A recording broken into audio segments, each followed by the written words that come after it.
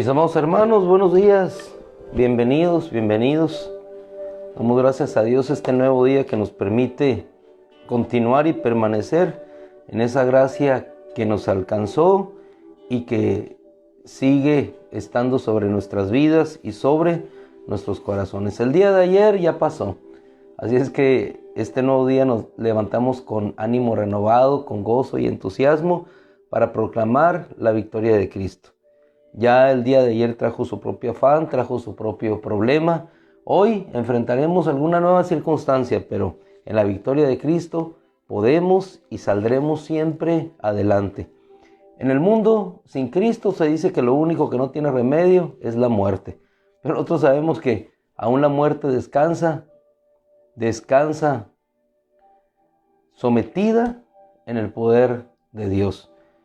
Él llevó nuestros pecados, nuestras dolencias, venció a la muerte y el pecado, así es que descansamos en esa victoria. Mis amados hermanos, vamos a ir a una cita que se encuentra en Romanos, ahí vamos a continuar el día de hoy, y quisiera detenerme un poquito para que reflexionemos y hagamos un símil o una comparación. Cuando el apóstol Pablo escribía esta epístola, sin ninguna intención en su corazón de creer que algún día esto iba a ser tomado por el Espíritu Santo, sin saber ni siquiera él que estas letras que él estaba dirigiendo a estos hermanos en Roma estaban inspiradas por el Espíritu Santo, y no solamente inspiradas por el Espíritu Santo, sino que habrían de transformar la vida de muchos de ellos y la vida de nosotros. Y no solamente transformar la vida de ellos, sino que en el curso de los años, cuando el enemigo, cuando las tinieblas quisieran ocultar la palabra, nuevamente Dios la habría de sacar a la luz como un tesoro escondido, como un diamante que se encuentra en lo profundo de la tierra, para en 1545, 1500 en aquel siglo, empezar una obra de restauración sobre la sociedad. Romanos capítulo 9, versículo 11. Dice la Escritura: porque aún los mellizos no habían nacido. Es decir, no existía ni siquiera opción de una elección por parte de ellos en un sentido u otro. Dice, porque aún los mellizos no habían nacido y no habían hecho nada. Nada habían hecho. El día de hoy titularemos gracia que te alcanzó, gracia que permanece. No habían hecho nada, ni bueno ni malo, para que el propósito de Dios conforme a su elección permaneciera. Nada habían hecho. Y si nosotros reflexionamos un poquito, como lo hacía yo en esta mañana, y veía desde el principio de todas las cosas, cuando no había nada, el mundo era caos y vacuidad. El Espíritu, dice la Escritura, se movía sobre la faz de las aguas. Ni siquiera existíamos nosotros. Y Dios estaba creando un mundo. Antes de que el hombre fuera creado, Dios estaba formando la tierra. Antes de que el hombre fuera formado, Dios había establecido un Edén. Antes de que el hombre fuera formado, Dios había plantado ya un huerto. Antes de que el hombre hiciera algo, ni bueno ni malo, Dios había creado para él un mundo. No solamente un mundo, sino una vida que permaneciera para siempre. Y después de esa vida, una vida eterna. ¿Qué hizo el hombre para merecer, me preguntaba yo por la mañana, tal distinción? ¿Qué hizo el hombre para merecer esa tierra? ¿Qué hizo el hombre para merecer ese huerto? ¿Qué hizo el hombre para poder tomar del árbol de la vida? ¿Qué hizo el hombre para poder disfrutar de todo lo que Dios había creado? Nada, absolutamente nada. Fue una bondad de Dios que le fue otorgada y un propósito de Dios que había de permanecer para con él. Ahora bien, cuando el hombre peca, igualmente esa gracia, esa bondad permanece sobre él. Y mucho antes también, cuando el hombre se encontraba solo, Dios se ocupa de la necesidad y esa gracia permanece para suplir toda necesidad. Dijo el Señor, no es bueno que el hombre carezca de esto. En el caso específico de él, una compañera, Pero el caso específico de cada uno de nosotros, en la situación particular que vivimos, no es bueno y es cuando Dios se ocupa de tu necesidad. No solamente formó un hombre, no solamente creó un mundo, sino se ocupa de nuestra necesidad. Y yo me pregunto, ¿por qué motivo? ¿Qué hemos hecho nosotros para merecer tal distinción?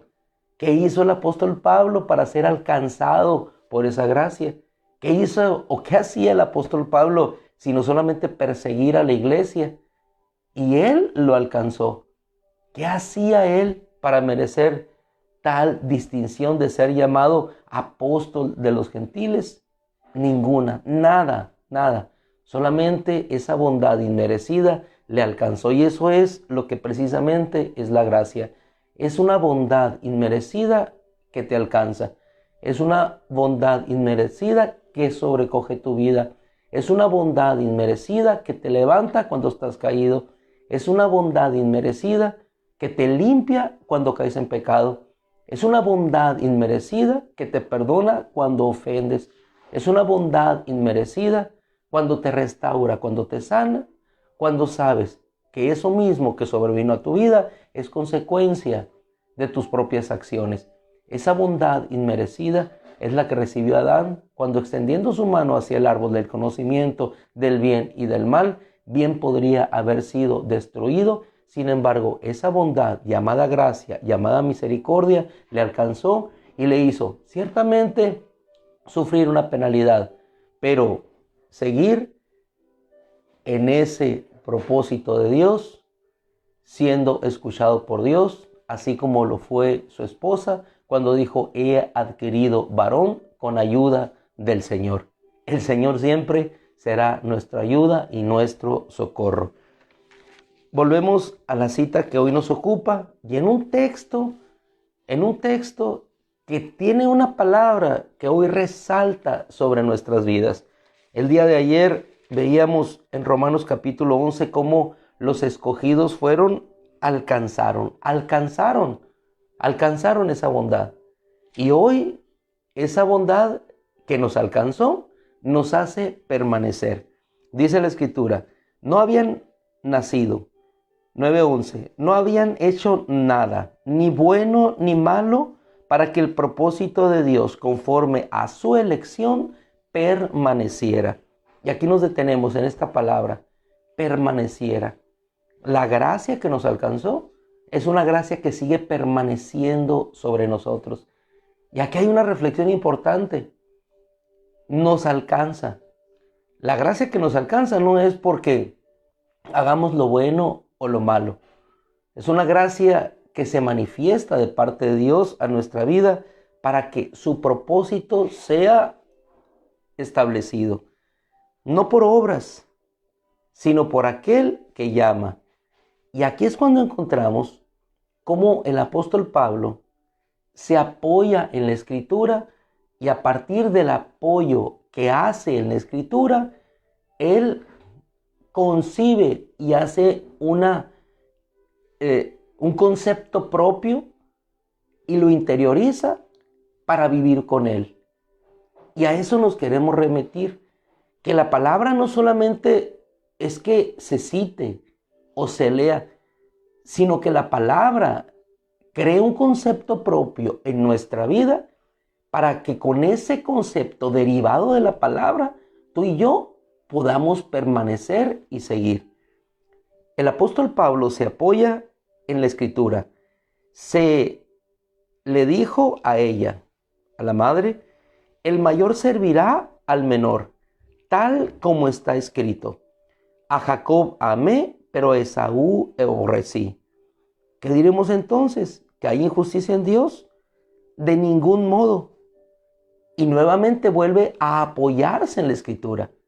Así como te puedes apoyar tú o yo en la opinión de la Escritura para crear un concepto propio que llene tu vida, como le sucedió a Pablo. ¿Qué diremos entonces?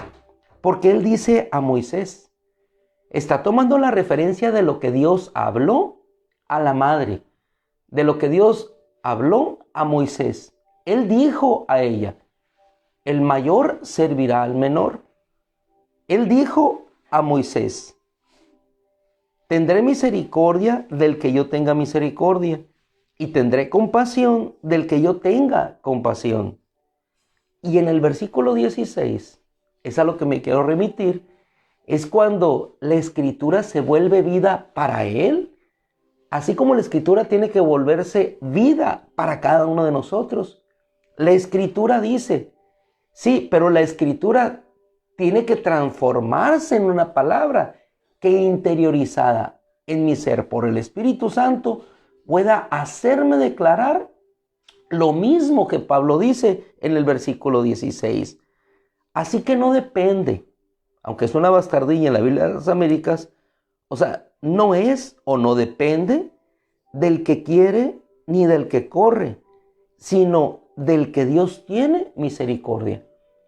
Mi amado hermano, mi amada hermana, y lo que estamos leyendo aquí es una gracia infinita.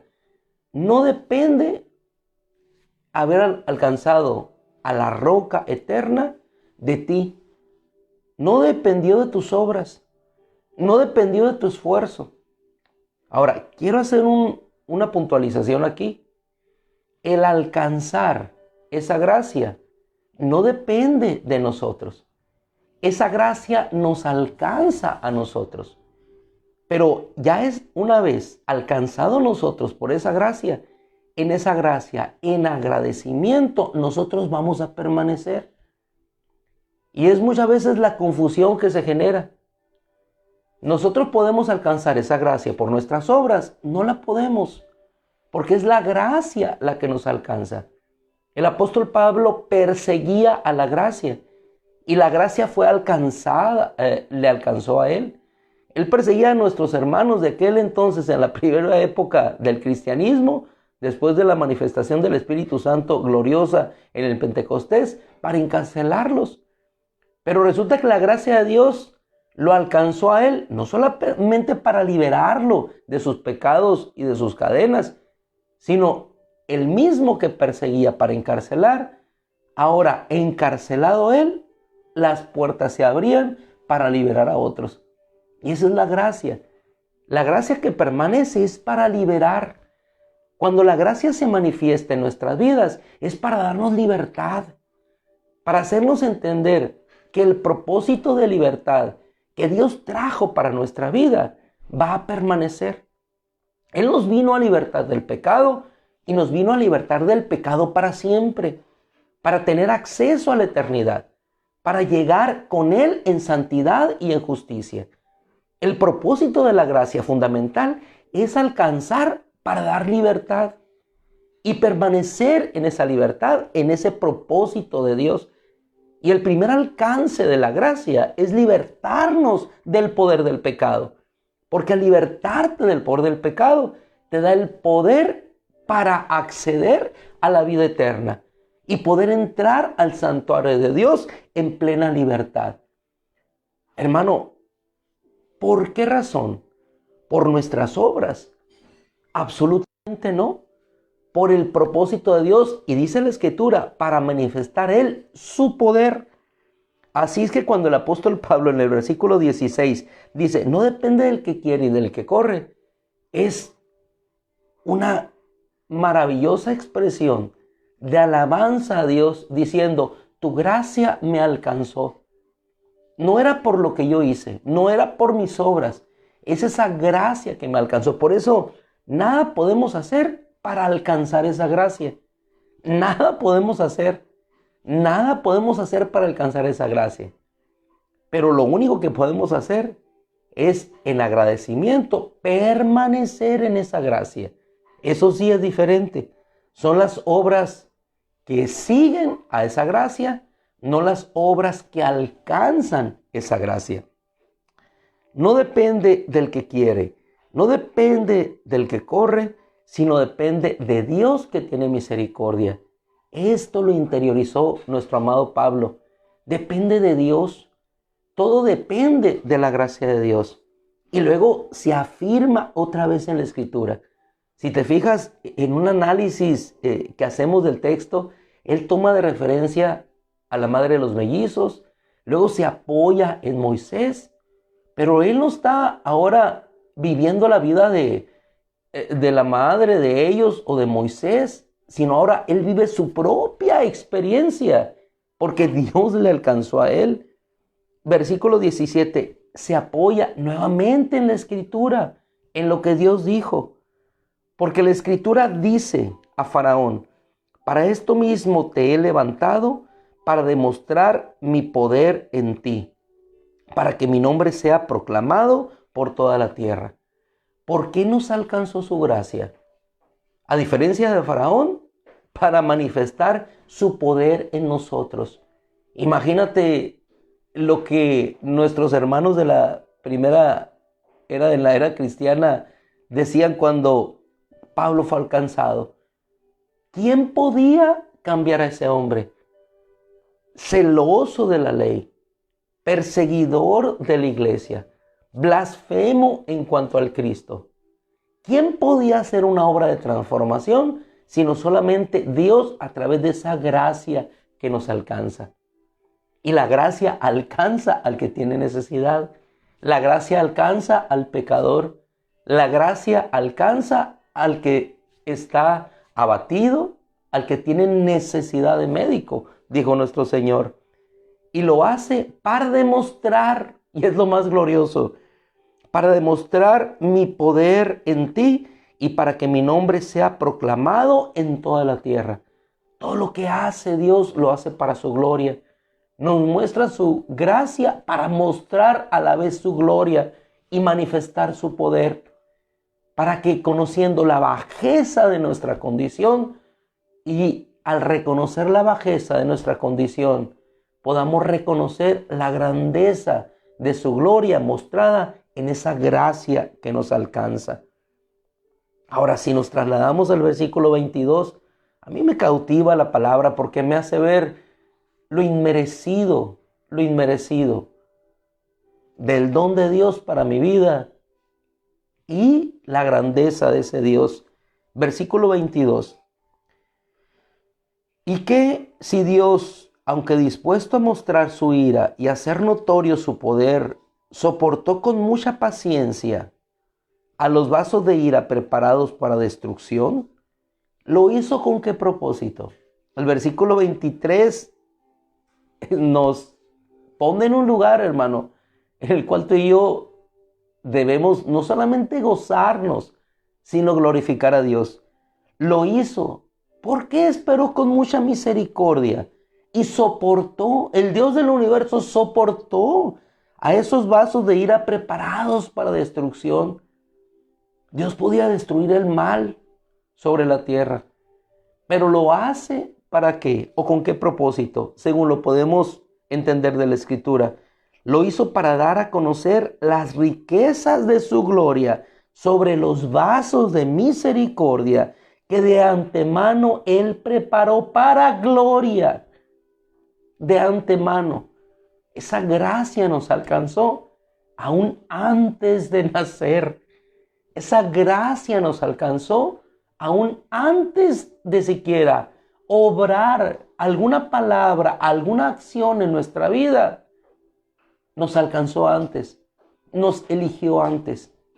Por eso la gracia, no solamente como veíamos allí en el Romano, nos alcanzó, sino que esa gracia nos hace permanecer en Él.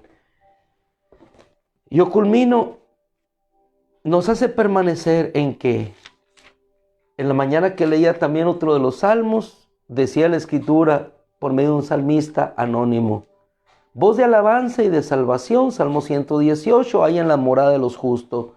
Porque la diestra de Yahweh ha hecho proezas, la diestra de Yahweh me ha levantado y ha hecho portentos. No moriré, sino que viviré y contaré las obras del Señor. Esta es la puerta que el Señor ha hecho. Esta es la puerta que el Señor ha abierto. Los justos entren por ella. A ti te daré gracias porque me has respondido y has sido mi Salvador. La piedra que desecharon los constructores se ha convertido en la principal del edificio. ¿Y esto provino de quién? Dice la versión Peshita.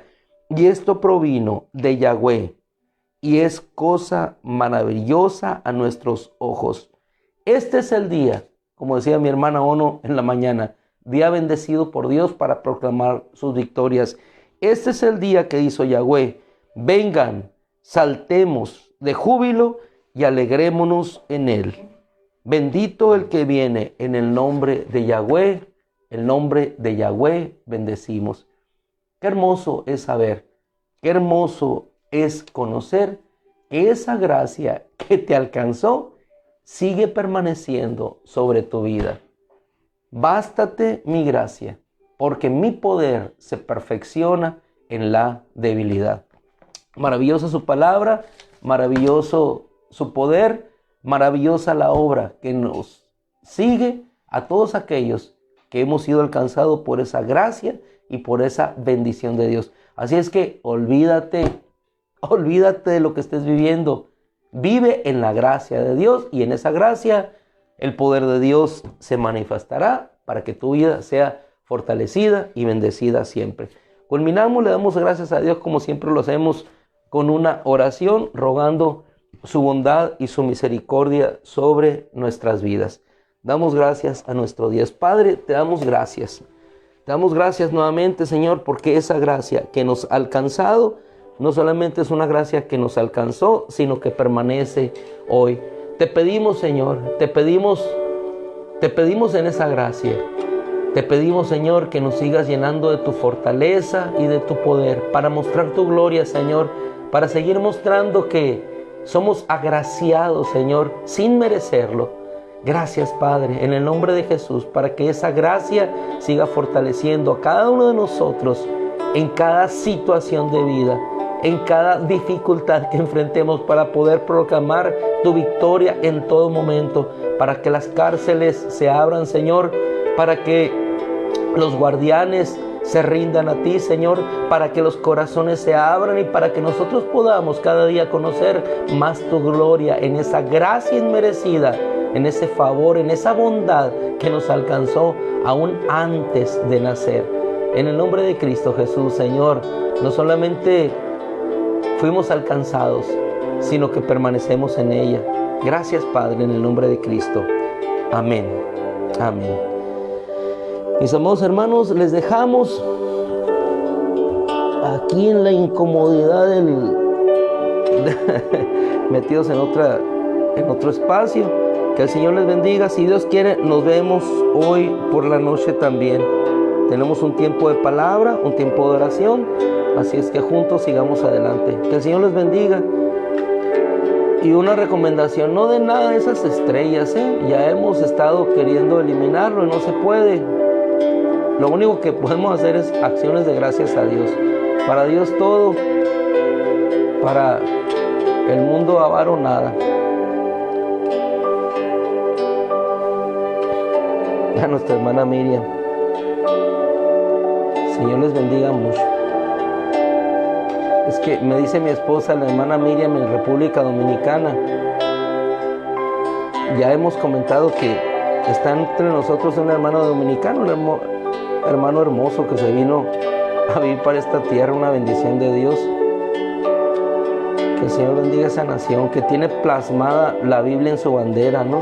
Y más que plasmada la Biblia en su bandera, Dios ha plasmado su palabra en sus corazones. Que el Señor los siga bendiciendo mucho y que esa gracia que se ha derramado con ellos allá siga derramándose también aquí por nuestra nación, que tanto lo necesitamos. El Señor les bendiga, hermanos. Les amamos en el Señor. Amén, así es. Su palabra en nuestros corazones, más que en una bandera.